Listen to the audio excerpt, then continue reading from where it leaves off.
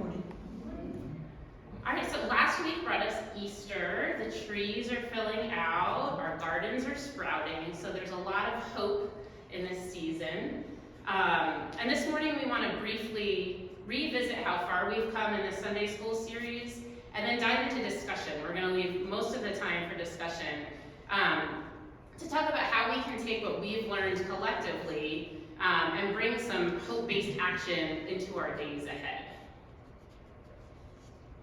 Let's start with some good news. So UPC was just recertified by PCUSA for the 5th consecutive year as an official Earth Care congregation. The Earth Care program aims to inspire congregations to care for God's earth by integrating environmental practices and thinking into our ministry, mission, and operations. And it's really our connection to this program that has led us to be here today. And I want to thank John, who has always been the one who makes sure that we get our recertification application in on time so that we have maintained this for the last 5 years. Okay, so in thinking about this final class in the series, I thought about starting with an image sort of like this, a finish line with happy people tearing through the tape. But then I thought about it a little bit more and realized that our real hope for today is that we're not finishing, but starting a good, long, hard run. This is the Verrazano Narrows Bridge in New York City, the first bridge crossing in the New York City Marathon. So these people have a long way to go, and so do we. And I'm going to ask you to indulge me a little more as I continue with the metaphor. There are elite marathoners who look the part, train the part, and tear through the race course in 2 to 2.5 hours, right? But meanwhile, there are also those who work really, really hard to finish a marathon in 5 hours. And everyone who finishes can call themselves a marathoner. Being an environmentalist is like this, or a climate activist, or any other title. It doesn't require that we're living off the grid, growing our own food, never flying, never driving, childless vegans, right? We are all invited to the race, and being an imperfect environmentalist is being a human environmentalist. The zero waste chef, Anne Marie Bonneau, said, "We don't need a handful of people doing zero waste perfectly. We need millions of people doing it imperfectly." And I think we can ditto this to every other aspect of environmental action that you can take. So let's march briefly through. This is kind of for the benefit of folks who haven't been here for every single class. I know some of you have, which is awesome. But we want to go through what we've covered in the last 2 months really briefly. So in the first class, we talked about why creation care is so important to us as people of faith. Oh, I forgot I had set this up funny, sorry. And we dug into some of the far-reaching effects of climate change. We began to talk about, I'm hitting the wrong one, sorry. This is the curse of using 2 computers. We began to talk about how climate change is really a justice issue as it exacerbates existing inequities in our world. In the second class, we discussed that it might be food and its production that is really one of the greatest contributors to greenhouse gas emissions when we consider the complexity of our food system. We thought about the 30 to 40% of food that gets wasted in our country, of all that's produced. We discussed how we can reduce our own food waste on a small scale and how we can do so on a larger scale through partnerships in our community. And if any of this is something that you missed and you want to get more information, we do have all of this online. We're happy to talk to anybody. We covered composting as a reducer of food waste and as a generator of healthy soil that then can serve as a carbon sink when spread out. We talked about the benefits of regenerative agriculture and how we can support it. And we're going to highlight for you today one opportunity you have right now to support regenerative agriculture is to join the local CSA at Spring Forest, where UPC is going to be a pickup site. And Ashley Wilson is our point person for this. We still have some hopeful shares available, is that right? Full only, they've sold out. Full only, okay. Yeah. So Spring Forest is the home and farm of the community of Spring Forest. It's a United Methodist new I'm going to get this right, new monastic missional faith community, and their ministries focus on regenerative agriculture and refugee resettlement. So both are really issues that we've talked about in some depth here. So if you're interested in subscribing to that, you can get in touch with Ashley. There's information on the website also, and in the bulletin, I believe. Also mentioned in today's bulletin, the Earth Care team is inviting you to a work day at Spring Forest Farm this coming Saturday, Earth Day, the 22nd. You're going to be outside and volunteering in Hillsborough, hopefully getting our hands in the dirt. Do you want to say anything else about that? Do you know? Or just They have sheep and goats. so it's going to be fun. And a walking trail, and children are welcome. Yeah. So that'll be a lot of fun, I think, and a great way to celebrate the Earth. Okay, so and if you do end up joining Spring Forest or another CSA, I picked up my first box of the season yesterday at my CSA, you'll be moving toward a more sustainable way of eating. So in the second class, we covered the environmental benefits of eating lower on the food chain. And rather than insisting on eco-perfection, we considered the concept of reducitarianism, eating less animals and less animal products, which really is a perfect example of not letting the perfect be the enemy of the good. And John's up.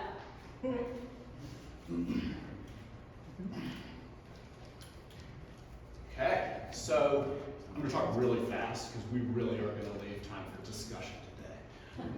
In our third class, I showed a segment from the 2022 PBS North Carolina documentary State of Change.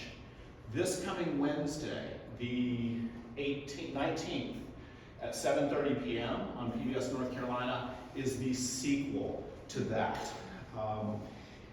The website says that the documentary explores how we can mitigate the impacts of climate change by pulling carbon dioxide out of the atmosphere and sequestering it in the ground.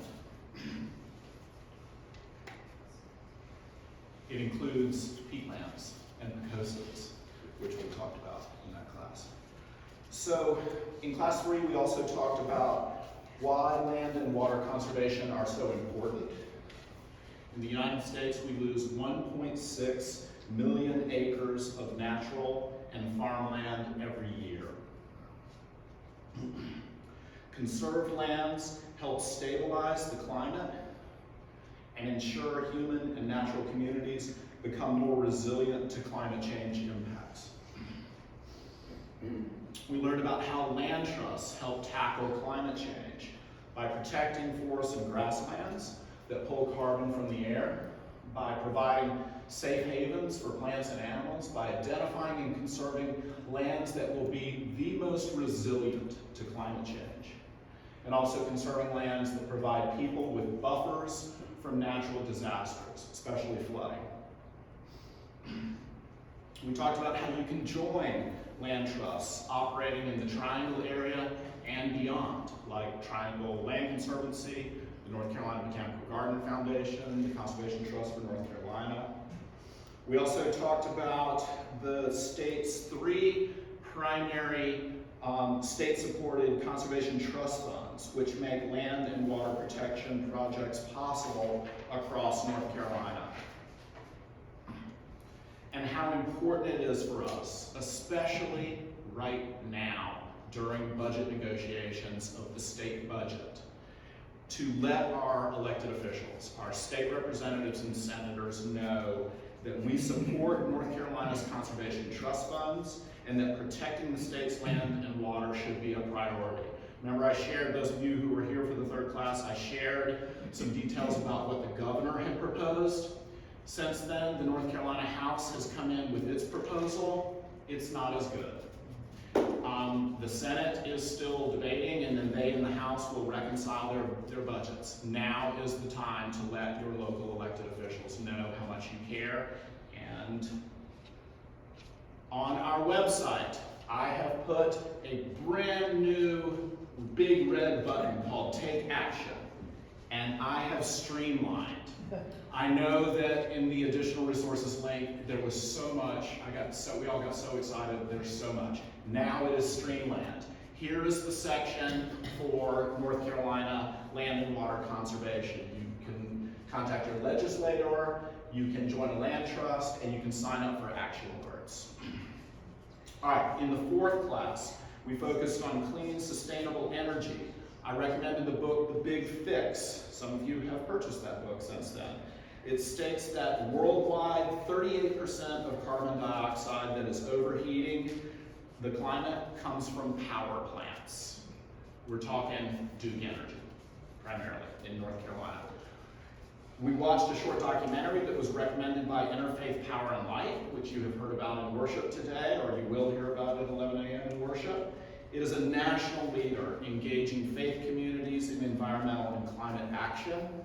We watched the first section of the film Current Revolution. It explores the transition from fossil fuels and renewables with a focus on national security, economic prosperity, and environmental justice. Links to all of this is on our website. You can watch these for free online if you were not able to watch them in the class. We talked about the PCUSA General Assembly resolution 17 years ago that strongly encouraged all Presbyterians to aspire to living carbon neutral lives, which both Mary Ellen and Jared talk about in worship today. We discussed how Interfaith Power and Light is calling on individuals and congregations to take a pledge to cut their own carbon emissions by 50% by 2030 and 100% by 2040. Interfaith Power and Light will help you every step along the way. The minute you sign up for this online, you will receive an email from them with some great information, including a really fun and simple way to calculate your current carbon footprint at your home. And we should get those forms and pass them around here in case anybody who wasn't able to sign up for the carbon pledge in Narthex is interested in doing it. We will then take that form if you do it by hand, and we will enter that information for you online, or you can just take the form home with you because it's got the web address if you want to do it also. Okay, the North Carolina Utilities Commission and Duke Power. We encourage you to connect with groups like North Carolina WARN, NC WARN, which is a nonprofit tackling climate change, encouraging North Carolina's transition to clean power and promoting energy and climate justice. North Carolina WARN is asking us and making it very easy to contact the North Carolina Utilities Commission to let them know that we are disappointed in the state's first carbon plan, which the Utilities Commission approved this past December. Unfortunately, the Commission gave Duke Energy most of what it wanted, including a lot of new gas, fossil fuel burning plants, and not enough emphasis on clean, renewable energy. But this carbon plan has to be renewed every 2 years.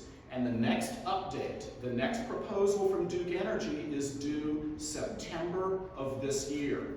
So we've got a link on our Take Action page where you can make contact with the Utilities Commission and say, we did not like what you did in December of 22, and we are watching, and you will hear from us again. It also gets you on NC WARN's mailing list, and they are great. One of mine and Katie's favorite nonprofits. They will let you know when the next time for you to make contact is. And here it is. This is the simplified section for taking action on clean energy. You see the IPL Zero Carbon Pledge, PCUSA's Guide to Going Carbon Neutral, and right there is where you let the NC Utilities Commission know. A couple more new updates. Here are some places where you can take action for Earth Day, which is this coming Saturday. Signing up for the workday and some great materials from Creation Justice Ministries, which is a PCUSA partner. And then one last thing, and this relates to Katie's class number 2 on sustainable eating and regenerative agriculture. The Farm Bill is huge. It's renewed. The federal Farm Bill is renewed every 5 years, and guess what? It's up this year.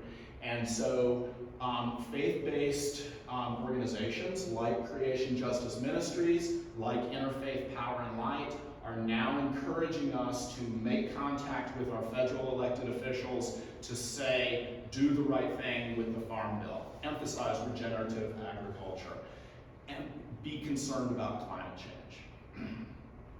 And that sample letter to Congress, it'll take you less than 5 minutes to send. All right, jumping to class 5, we dove into the concept of climate justice. We talked about people suffering climate injustice in our own country and around the world, like in Tuvalu and other Pacific islands. We covered the growing international challenge of climate migration and the important step of establishing the Loss and Damage Fund at the UN's COP27 last fall. Throughout these classes, we've emphasized how important it is to use your voice, as, I mean, all of this is take action, write letters, write letters. We need to use our voice to support God's creation. Catherine Hayhoe, who some of you know, I know Mary Ellen loves Catherine Hayhoe. She is the lead scientist at the Nature Conservancy. She's an author and she's a prolific speaker. She says the best thing that we can do to combat climate change is to talk about it. So that's what we're going to do here today. And we want to give you a chance to share all of your voices. And I hope that you'll feel free to take us anywhere you want in this conversation today.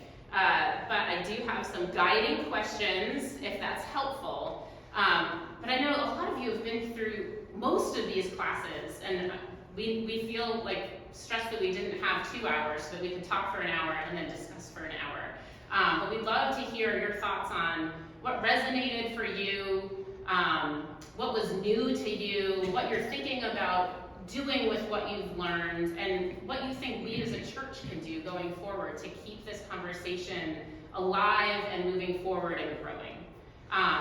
So I don't know if we want to rearrange it all or just talk amongst ourselves here. Anybody want to get us started? What resonated for you over the course of these 6 weeks? Yeah.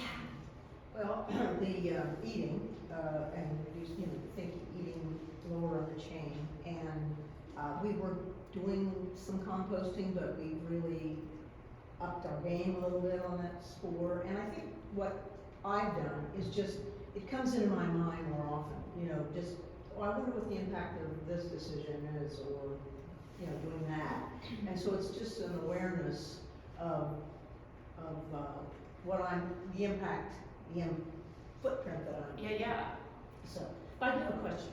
Sure. So, we can all write, we can do all these things. I'm wondering, is there any way that all these, so many organizations are out there, and of various sizes, that they kind of pull their money to have a bigger voice, either as a lobbyist or as just in an advertising campaign or PR campaign, so that people get this message, not just through, you know, PBS, which a lot of people won't watch, Yeah. or newspapers, which people don't read. I mean, but some way, on TV, which they and just have a more, just start that drip, you know, of the message out there. Yeah. Is there anything, you are aware of any kind of ad campaign? Or? I don't know, as a group, you're nodding, do you want to say something? Sure, yeah. So NC Warren has a great 30-second, I won't call it necessarily a TV ad, because online is probably where more people will see it. But groups like that are collaborating through PR campaigns. They also are collaborating through litigation. So NC Warren and the various clean energy coalitions are partnering with the Southern Environmental Law Center to basically monitor and litigate North Carolina's carbon plan. And then land trusts collaborate through the Land Trust Alliance. But you're right, there are so many different organizations competing for eyeballs at a time when our attention span is about that big at best.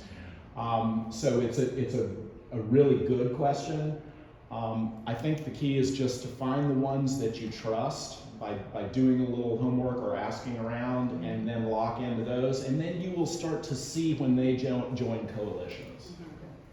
And there are, I mean, climate change, like we think of climate change as a thing, but there are so many, I mean, as we talked about, there are so many aspects of it, so many things contributing to it, and so many effects from it. Some of the different groups have different focuses. Like there's Beyond Coal, which is like strictly focusing on getting rid of coal-fired power plants, you know? So I think each of the groups kind of tends to have their more niche area, but it's also nice to hear that they do come together. I mean, especially like the Land Trust kind of working together and then working with the Southern Environmental Law Center. Toby.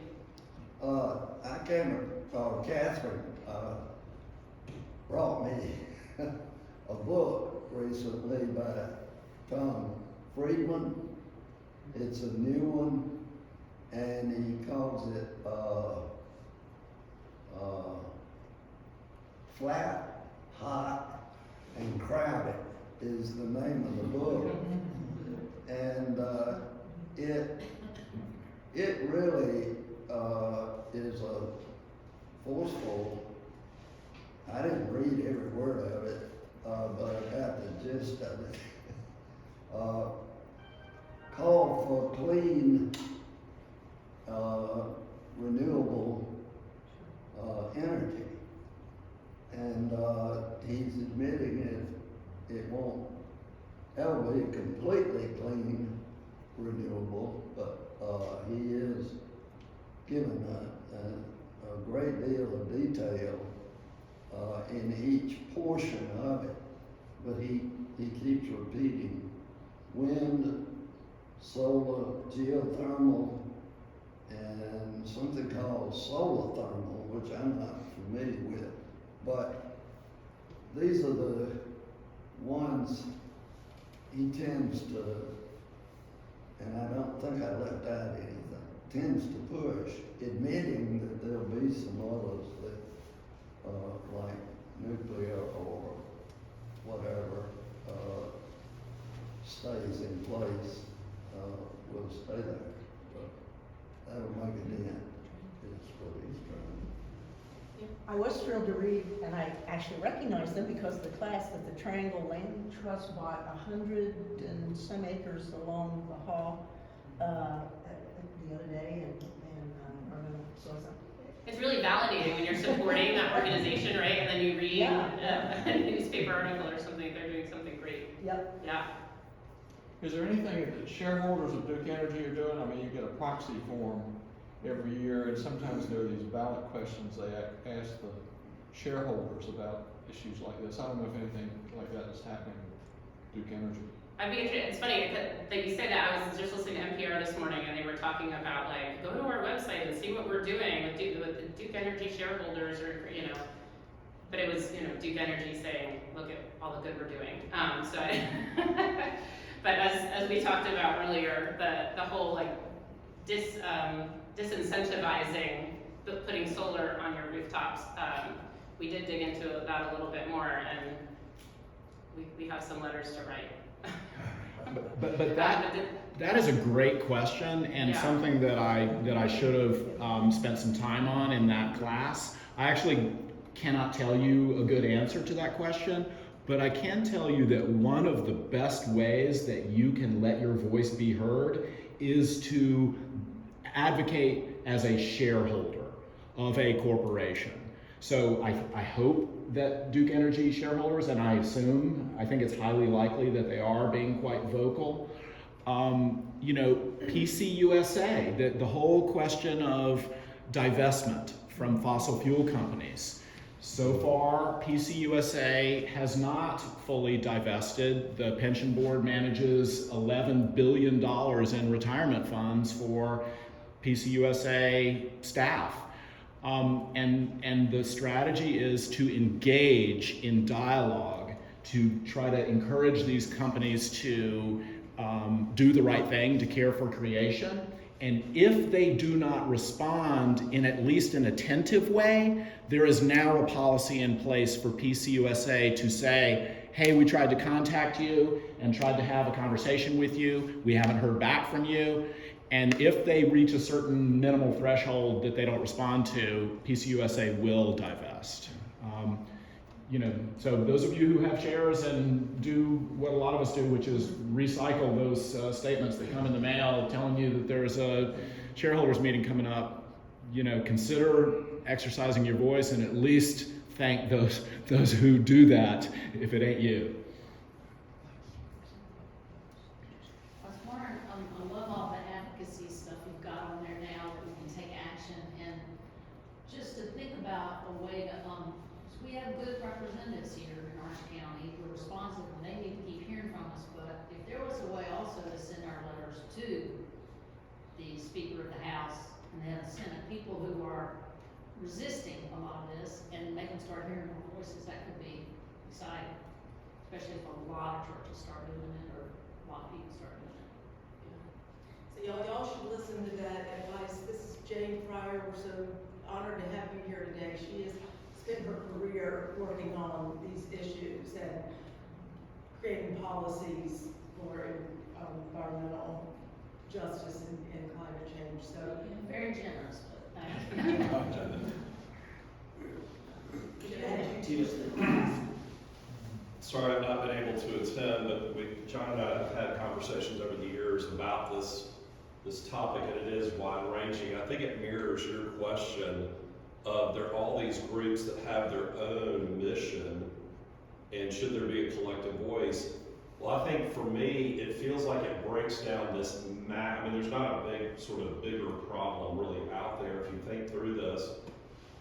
And sometimes it's like, okay, I'm just gonna sit back because it's too big. I can't do anything about this. But by breaking it down into smaller things, finding out what we are passionate about, and or things that we feel like we can make an impact on is really important. I'll just go very, very quick story on the solar front. We live in an Intel lot near the hospital. And so I called to get a solar company to come out, and they came out and took a look, and I said, I got two goals. I want to save money, which I think that we need to turn this whole conversation into, because I don't get other people, if it doesn't feel like you're making it's going to cost twice as expensive to do the right thing, that's a hard one to swallow. But I said, I'm trying to save money, and I'm trying to be more green, or be more, a better steward of the environment. So the solar company goes, if you're willing to cut out that tree, you'll get better sunlight on your roof. And I said, so I had a tree company. I said, okay, let me explore this. So I had a tree company, $5,000 to take this big tree down, said, bring a crane in. I said, they want to spend $5,000 to try to save some money and be more green and stuff. I said, it is contradictory. So, my house does not set up, our house does not set up well for that. But I think it told me that you got to figure out what are the things that we can do that don't make us spend an astronomical amount of money to do the right thing. And so the eating piece can be better, less driving, less lights on. All those things that we've tried to do over the years, but anyway, I'm sorry. That was just confirmation. It's like trying to. That's exactly what we're hoping this discussion is. Yeah. So don't get caught up that there's such a massive problem that I'm just going to keep doing the same old thing. Exactly, and you can't do everything, right? You find like John and I were talking about this. I was reading this book. By the pool on vacation, I was reading "We Are All Climate Hypocrites Now," which is kind of funny. But they're talking about you find where it fits for you. The guy who wrote this lives in Durham, but his family is in England. So he's not going to be the person who gives up flying, right? Or he's giving up his family. But he lives in downtown Durham, so he rides his bike everywhere, right? So that works for him. He talks about a friend who has given up flying completely. She can drive to see all of her friends and family. And for her, it's been really easy to give up flying and to give up meat. And so you find your things, and then also find the groups that support that type of work, right? So I'm thinking about the Farm Bill is such a big thing with meat subsidies, dairy subsidies. Like you said, if we make it, if it's going to be more expensive to eat in a way that's unhealthy for our bodies and unhealthy for the earth, then maybe more people will eat a more sustainable diet. So it's on a big scale and on a small scale. So doing the things individually is important. department and seeing where we can plug into the systems change in those things that really resonate for each of us. That's where we make more of the difference. Can I? I just want to say something about your comment was, a neighbor of mine cut down 2 huge trees, so that they could put up solar panels, so they lose all that shade. Yes. And you had to weigh the. Yeah, I mentioned in the class, Bill and I kind of argued with NC Solar now. I was like, no, the reason I want to do this is because I'm a tree hugger. So I'm not going to take trees down, but I still want my solar panels. The shade that. And so we were under the percentage benefit Right. that they say that they'll do it for, but I kind of argued my point, and that's actually, we've been getting pretty good returns on it, so. So Environment America has a great campaign to encourage Walmarts and other big box stores to put solar panels on their roofs, which makes so much sense. Yeah. They don't have to cut any trees down. Yeah. Exactly, right? Yeah. So I think the battle we're fighting is, I read the other day, we did a study that everybody scans everything in the grocery store, and they took that product and they married it back to the nutritional label. And so what they discovered was 60% of what is bought at grocery stores is prepared. I mean, it's high fat, high salt, all the bad things.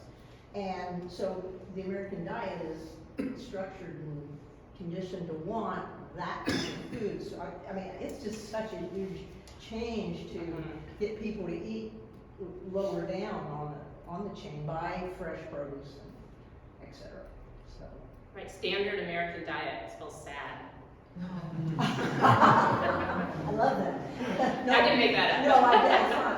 Oh, it's horrible. Is there any, are there numbers to compare how well North Carolina is doing in relation to other states in the fight against climate change? He's my North Carolina stats guy, but.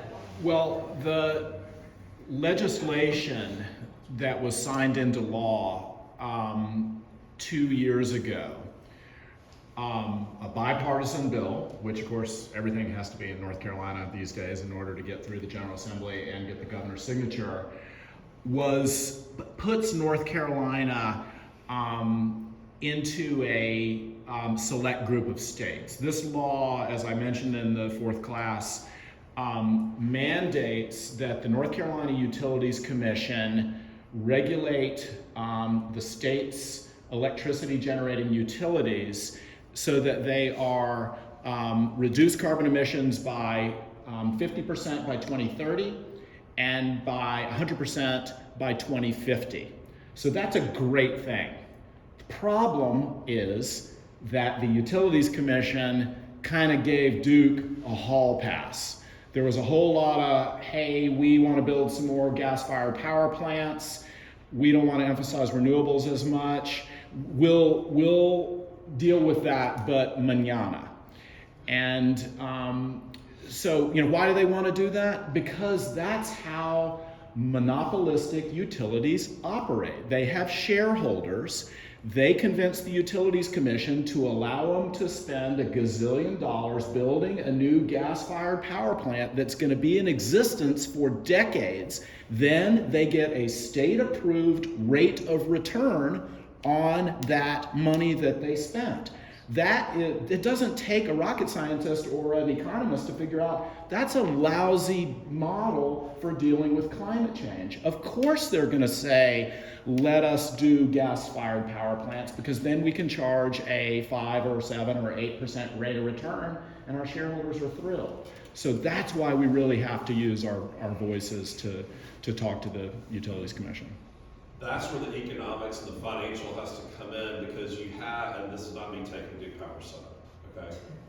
I will say my dad was a doctor for Duke Energy back in the 80s doing drug testing, and that's it. He did not support sort of this all coal-fired, but anyway. But I will say that, in looking at the Duke Energy model is, they're sitting there running a business that has a completely aging infrastructure, that if they spent the money that is necessary to upgrade it, it basically delivers the exact same service, right? there's no, they're gonna have fewer service calls and things like that, so there is a bit of return there. But, we've got to think through in making the arguments around us about these are companies that are making business decisions. So how do they figure out how to do the right thing and also answer to a shareholder group that may have a strong voice, and we should be a part of that strong voice. So that's a tough needle to thread right there. Well, That's a tough but message. the quick and simple answer to that is state and federal regulation. Yes. Because they are not going to, they cannot change their business model and still be faithful to their shareholders. It's like going to a carnivore and saying, stop, a carnivore like a wolf, and saying, you need to be vegan. Right. They're just not gonna do it. Right. They're just not. So, speaking of the business model. Yeah. And nobody does this better than Walmart. One of the films that we showed Current Revolution, talked about how Georgia Power and Light is on board with this, with switching to solar and working with their military bases and everything else. And this is a Republican state down there. Right. They're conservative, but they are just jumping onto this because they know it's the future. Duke's dragging their heels. You mentioned Walmart a minute ago. Walmart rarely makes a misstep in business decisions, and in Current Revolution, the man from the Georgia Utilities Commission said, if we don't get on board putting up electric car chargers, someone else will. Well, guess what? Walmart has announced they're putting in electric car chargers. So they'll get, That's really why I asked my question.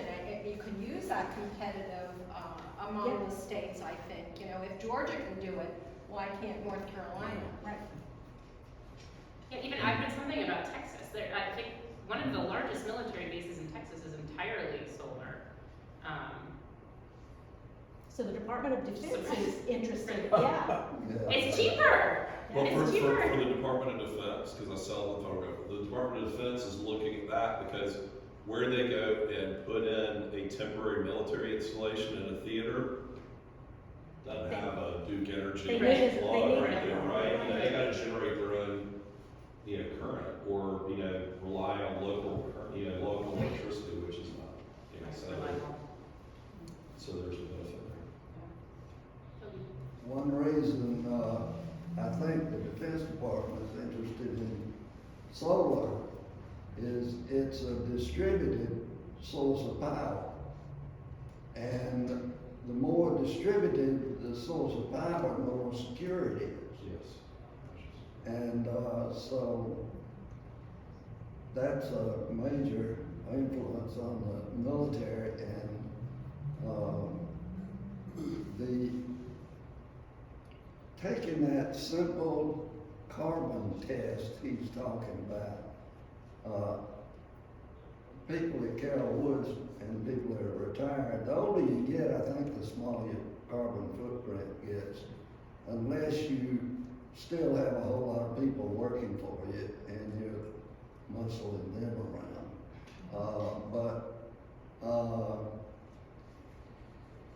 We sometimes think if we stay the way we are, we're doing the right thing, but because we're in the United States, we're high on the carbon footprint scale. And It's built in.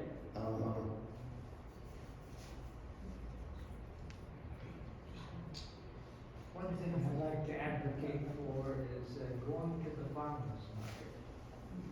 We've been doing it for 20 years, and what we've gradually seen is that it has become a profitable business for the farmers who are doing it. But we just encountered one of the farms, Brinkley Farms, that actually sold their land for development north of Raleigh.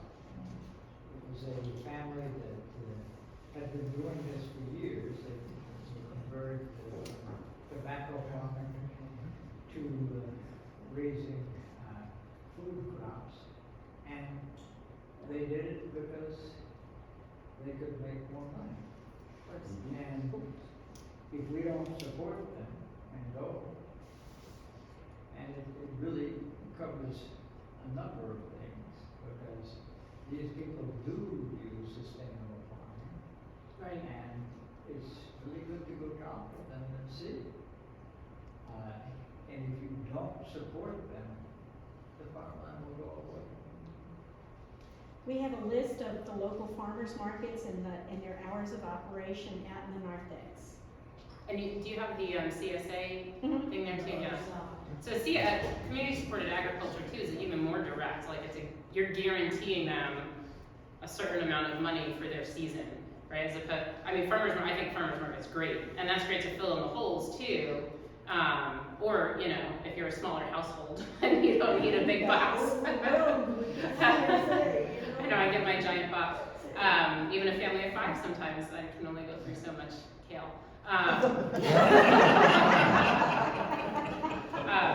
But yeah, I mean, all of those ways that support that organic regenerative agriculture. You could have it, the church was really interesting. You could become a member of the TSA that you brought what you didn't need for others to have. That's true. Well, absolutely. Buy the full share and share whatever is left over. And making trade, like at work, I have several of my friends are in CSAs, and I get all these hot peppers in the fall that are just, I'm not gonna use that many hot peppers. So bring them in, leave them on the staff table in the break room, and people take what they want, The other thing it does is it forces you to vary your diet.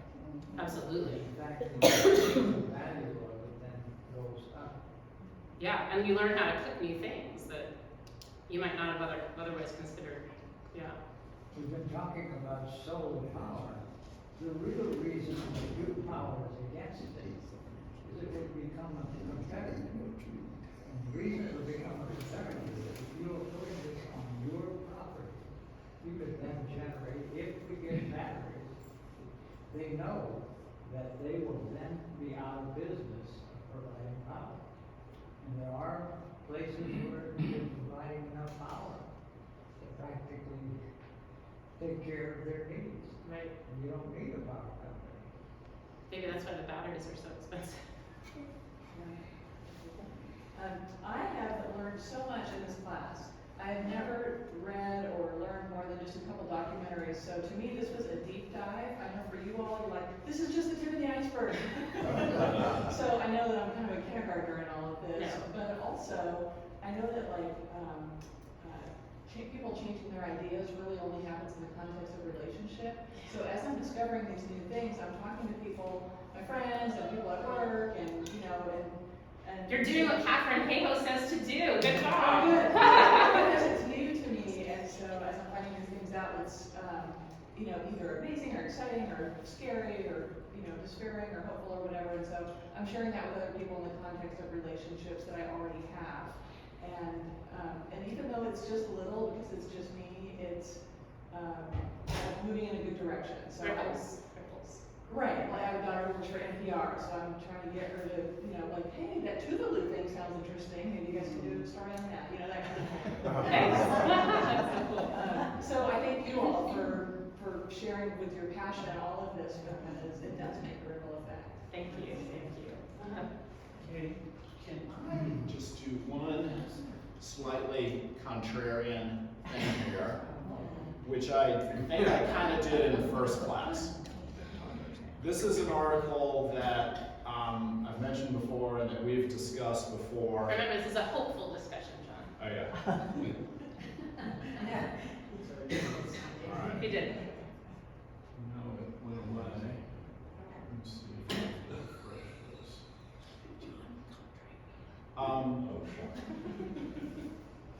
I think I know where he's going. Here it is. We talk enough. Yeah. Okay. This is a great article. It's, of course, on the additional resources page of the Earth Care website.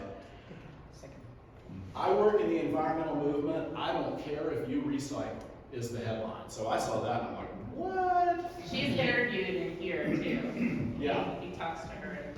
So stop obsessing over your environmental sins. Fight the oil and gas industry instead.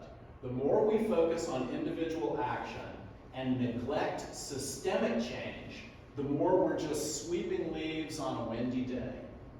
Personal actions can be meaningful starting points, but they can also be dangerous stopping points. We compost. We're good. We're doing our part. We just bought a Prius. We don't compost, but we have a Prius. So we're good. I don't need to write my elected officials. Yes, you do. This is all hands on deck, folks. We're ending hopeful here, but just remember that recent UN IPCC report. This is not 20 years in the future. This is now, and this is cutting in half by 2030 and completely by 2040. Anyway, great. Voting, second to last one. Voting is a personal action. When you choose a candidate, investigate their environmental policies. So, just had to create that slide. Can I just add something to that? I was thinking about the action thing, what can we do? Like you just described great actions, all that talking, and then you're talking about that kind of bigger picture. And I was thinking, why have I not been sending action alerts over the last 2 years? You know what? You know, it's like you get so apathetic about it. And I was thinking, when you point out there, the budget decisions, for example, are being made now, right now, in the next 10 days. And you point out this conservation, I said, we can have some way to signal ourselves, this is the time, because none of us are gonna do it every day, every week, and something to focus us, like, okay, budget, these are the things, I know I can see I need something to make myself do it. And similarly, like, there are decisions coming up, like this bill to take away commission appointments from the governor. Those commissions you just saw, the Land Conservation Fund, Environmental Commission, Utilities Commission, we've gotten great people like John Wilson on some of those commissions, and they will not get on there if we lose all the governor's appointments. And those people will start making that utilities plan. So when that begins to take shape, there could be some way that we frame that it's in our Earth Care thinking, but those appointments, the governor maintaining those appointments is really important. So I realize there's a lot going on over there, and I'm just kind of like, not really watching it. I know what's going on, but it's like, wow, I'm realizing the budget's now. This is when we really could take action. So finding ways to trigger us is really great. Yeah, and that's what signing up for some of those action alerts. And I don't think any one of them is gonna get you to hit all of the issues.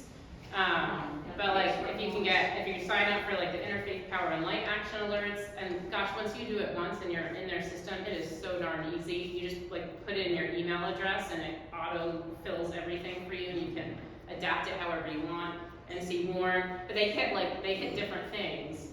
And Interfaith Power and Light, I read literally every email they send me. I like read them top to bottom. They're good, and they do some really enriching. Like I've done several webinars, and there's one this week that John had highlighted. It's about the Farm Bill that I'm really interested to watch and listen to. It's super educational, so that you're not just kind of oh you say I should send this, okay, I'll send that, but like you feel really like passionate about it by the time you're sending that note, and feel really engaged. Are you stretching or? Okay. I'm so grateful for the Earth Care team and for the just inspiration and information and access to resources. And I think some of the actions that we've already taken at UPC with the composting and the vegetarian lunch are just great ways to not only make a difference but educate the congregation and kind of get that knowledge out there. And so I'm wondering what next steps are for UPC. Like, do we have space to do geothermal? Is it feasible to put solar on our roof? Like, what kind of big action items are there that we could do that, the session could look into? And I wonder what the healthcare team thinks about that. What a great question.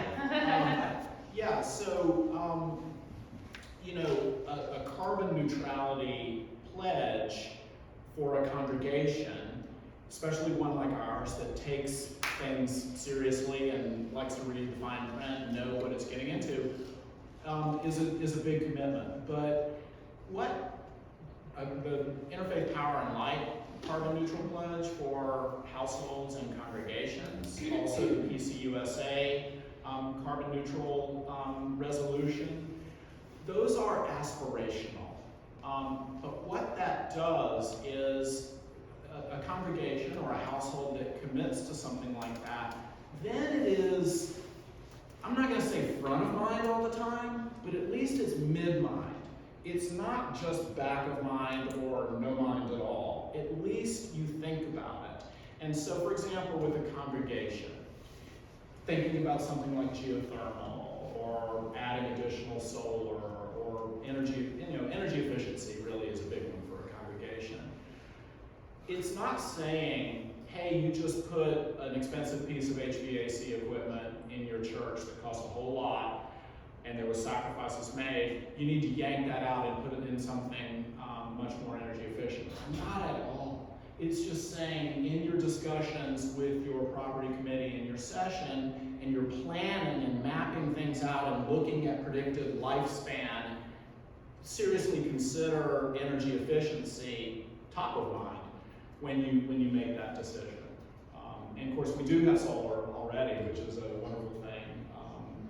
Do you want to say anything more about it? One last thing I'll say is, this has to come from property committee and session instead of the Earth Care team going in and saying, okay, session, we're going to lecture you on all the things that you need to be doing, and see ya, have fun doing that and paying for it. We're going to go, plan another Sunday school class.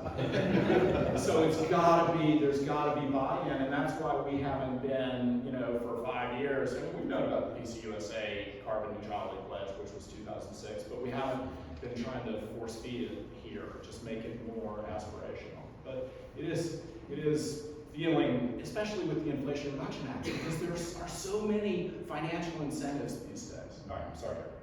Well, yeah, I mean, the only thing I'll add to that is, like, while I don't feel like you need to interrogate the next batch of officers about their environmental commitments, like, it is okay to practice that on a microcosm and just, hey, elders, like, I would love to see the church invest more deeply in this.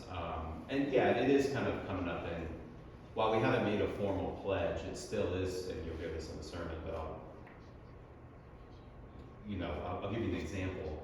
So, like, our heating and cooling is not the most efficient thing in the world because we have a boiler and a chiller, and those compete against each other. Like, in these seasons where you wake up and it's, 40 in the morning and then it's 78 in the afternoon, like, we have this hot water coursing through this building, and it takes 24 hours to get it back to cool. So, like, we're competing, so we're trying to look at what are better, because that chiller is like, it's hanging on by a thread, I'd say. And, so let's figure out a system that does both. And we save the boilers from when it's 17 out and, kick those in.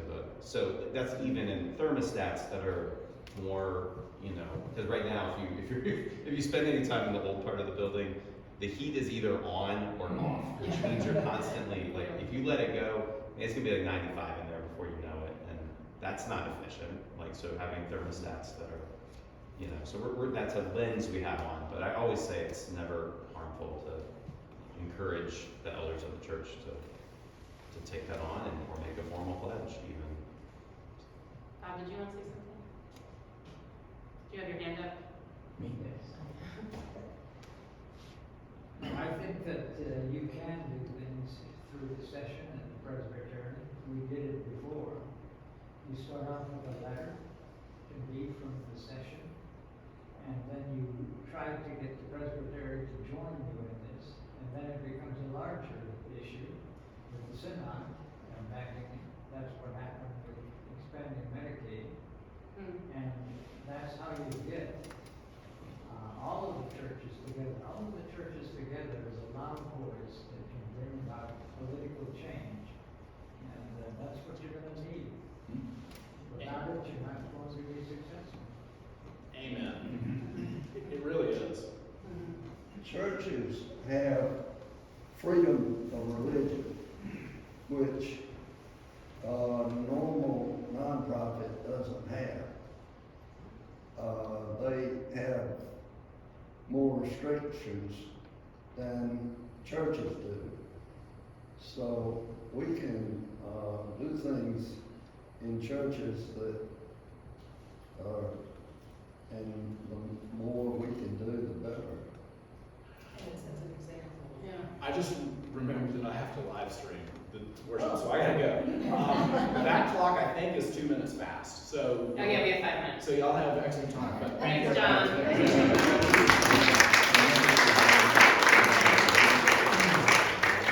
Also, along those lines, Father and Toby, Mary Ellen was on this call. I don't even remember what the group was now. I've done so many of these webinar things that we were listening to, where they were talking about appealing to the faith of our elected officials, like know the faith of your elected officials who you're writing to, and appeal to them as a person of faith, writing to a person of faith, and that can maybe give you a louder voice and a bigger platform than otherwise.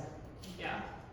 I have a question. So Allison, I loved, well obviously, I'm the one who talked about sustainable eating. I loved the vegetarian second Sunday lunch. And I'm wondering, like, how do you guys think everybody felt about it? Or do you think we could do like this table is always vegetarian, and then this is where you put the meat stuff, so that we can have, like, keep that, it seems like minimal to do it once, if that's 1 month out of like 1 year. Like, could we keep that alive somehow and keep it moving forward? How do you think people would feel about that? You know, I just, when I heard you were having it, I thought, I know, I'm selling it, why don't they do it all the time? I mean, why wouldn't they do it all the time? Or every other month. Well, I think that, Yeah, right. I, That chicken's pretty good, guys. when we had the brunch the other day, last week, one of the little children, I asked him how his breakfast was, and he said, I ate something and it had meat in it, and I'm a vegetarian. And they thought it was mushrooms and it was sausage. So I think maybe that we could learn by that, by when we, to mark our, Yeah, things for sure. more, we do about allergies and all that. Yeah. But, I think some are going more vegetarian. And even kids that aren't, their parents aren't Yeah, necessarily well, vegetarian. he said his dad is, but, and he was really upset about it. Yeah. And I'm not making it negative, but, it did, this little guy. So normally when I'm not here, I'm teaching the kindergarten and first grade Sunday school. And you'd be surprised how many of those little kids are vegetarian, and some of them, their families are not. They just learned where meat comes from and did not like that.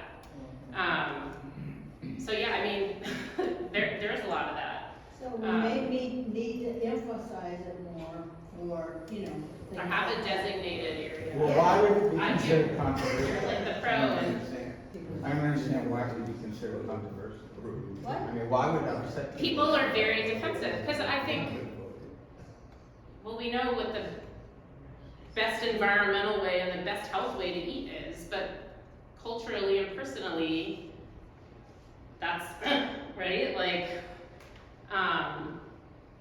so people can be very defensive about it and feel like those of us who are like, yay, vegetarian, yay, vegan, that we're like, on you, and we're mad at you for eating it. I don't see it that, like, people can eat meat if they want to, I don't care. But it's so nice to be a vegetarian and walk into a place and have lots of options, And the last thing we want to do is shame anybody. Yeah. Hey, Lynn, did you get any, I didn't hear So any. I think, to sort of counter what you were saying, I think almost by creating it as a experience, it almost had more heightened, oh, wow, this is all vegetarian. Yeah. We already have to sort of create a gluten-free section, and so I'm a little bit leery of having, this is your vegetarian section, this is your Yeah. gluten-free. Especially because everything comes flying in at the last minute, so we're kind of always on that scramble. Right, yeah. But I will say, other than the meat that is, you know, the main entree that is provided by the church. We have so many salads. I mean, I feel like people are really great about bringing salads and all that stuff. So I think the options abound for people.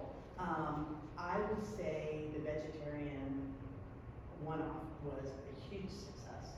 Yeah. I'm thinking through my green colored glasses, but I think it was great. Pasta bar was a huge Yeah. hit. As were the chefs with their chef hats. But to make it, and I think it just really did instill or initiate an awareness that we certainly, you know, as a starting point, we most definitely keep doing that. Yeah, I got the sense you could easily transition maybe by increments, but Yeah. half of them next year. Yeah. don't I think mean, it would be a huge cost saving. Yeah. Additionally. Yeah, and I mean, I think you could even do it by, you know, if the main dish that the church provides is a exciting vegetarian option, like you're leading by example, and you don't even have to necessarily require that it's vegetarian, but like you announce that this is gonna be the vegetarian entree day, and like that's just gonna get people more in the habit or in the idea of, you know, thinking about what they could bring that's vegetarian that would go with that. I like happened to mention that we had this vegetarian potluck to my friend who's Jewish, and she's like, oh yeah, all of our potlucks are vegetarian because you can't have meat and cheese at the same kosher. Right. She's like, oh yeah, we always have potluck every month. That's vegetarian. So I think, you know, it can be done. How was the turnout of the vegetarian compared to the usual turnout? Did people count? I mean, you count heads every time or not? Oh, no, we don't count. It was busy. Yeah, it was busy. It was, you know, and there's always the variability of what the weather decides to bring that Sure, day. yeah. But I don't think there was any problem. It didn't seem quieter. Yeah, I thought it was a good turnout. Sorry. If I could switch gears slightly, Sam and Kay Lehman are in the back, and there are a number of us, John has left, that have been to Haiti. And we've got some folks coming in the next few weeks from our partnership with Haiti. And for me, that's, when I've been to Haiti, that is what has hit me in the face about climate change, is the impact of deforestation, and then the efforts that are going on down there of tens of millions of trees being planted, and ecosystems are absolutely completely changing. And this is an island that is getting walloped seems like every 9 months with a bad storm. So, if not more frequently, earthquakes and things like that. So, Kay and Sam, if y'all want to, I'm putting y'all completely on the spot over there on the other side of the room about Jackie's visit, and we've got some folks from Medical Benevolence Foundation that have been very active in Haiti as well. I know Jack mentioned is not in here, but anyway. All I can say is look at the global outreach page of the website, because there's a lot that global outreach is doing in Haiti and in Africa, and you know, firm believers in sustainable vegetarian farming and supporting people who can't afford meat anyway. I also want to say that vegetarian is not just vegetarian entrees is not just pasta. I mean, there's a whole lot of other great things that taste just as good as a meat dish would be. And also, I would think I've always served vegetarian dishes almost at all my potlucks and meals for decades, and I've never had a problem, and my children never had a problem with it, and it's getting used to it. But anyway, I would say take a look at global outreach, what we're doing in global outreach, and please join, please come to our meetings. We'd love to have you. And I believe that Sunday school class is in here next week, Yes. do you know? Yes. Okay. Yes. So I think we were originally gonna be 7 classes, and then we combined so that I think that's not, I think we're there. Thank you so